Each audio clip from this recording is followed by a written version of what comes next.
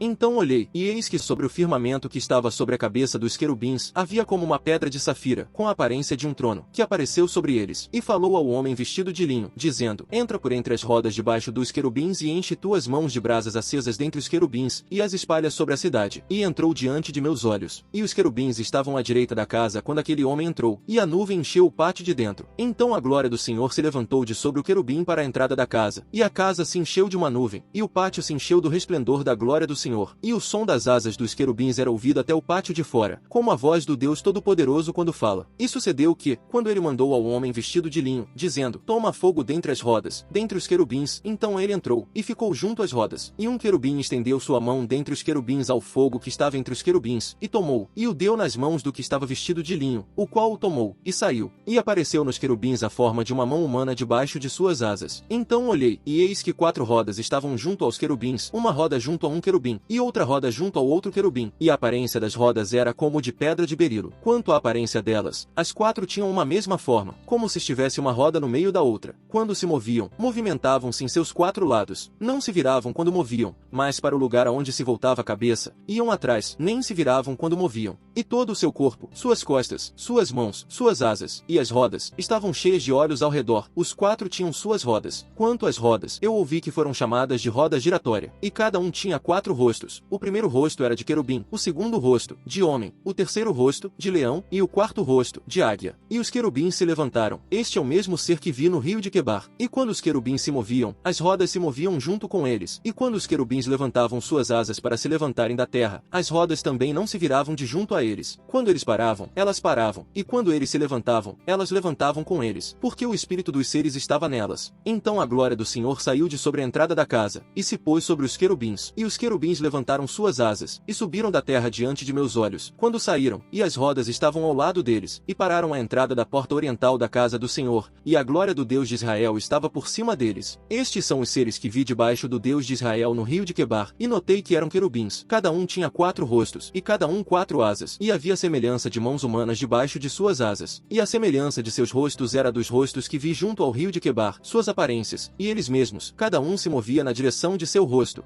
Então o Espírito me levantou, e me trouxe à porta oriental da casa do Senhor, que está voltada para o oriente, e eis que estavam à entrada da porta 25 homens, e no meio deles vi a Jazanias filho de Azur, e a Pelatias filho de Benaías, príncipes do povo. E disse-me: filho do homem, estes são os homens que tramam perversidade, e dão um mau conselho nesta cidade, os quais dizem: não está perto o tempo de edificar casas, esta cidade é a caldeira, e nós a carne. Por isso profetiza contra eles, profetiza, ó filho do homem. E caiu sobre mim o Espírito do Senhor, e disse-me: dize, assim diz o Senhor, assim vós dizeis, ó casa de Israel, porque eu sei todas as coisas que sobem a vosso espírito. Multiplicastes vossos mortos nesta cidade, e enchestes suas ruas de mortos. Portanto, assim diz o Senhor Deus, vossos mortos que deitastes no meio dela, esses são a carne, e ela é a caldeira, porém eu vos tirarei do meio dela. Temestes a espada, e a espada trarei sobre vós, diz o Senhor Deus, e vos tirarei do meio dela, e vos entregarei nas mãos de estrangeiros, e eu farei julgamentos entre vós. Pela espada caireis, na fronteira de Israel vos julgarei, e sabereis que eu sou o Senhor. Esta cidade não vos servirá de caldeira, nem sereis vós a carne no meio dela, na fronteira de Israel eu vos julgarei. E sabereis que eu sou o Senhor, pois vós não andastes em meus estatutos, nem fizestes meus juízos, em vez disso fizestes conforme os juízos das nações que estão ao redor de vós. E aconteceu que, enquanto eu estava profetizando, Pelatias filho de Benaías faleceu.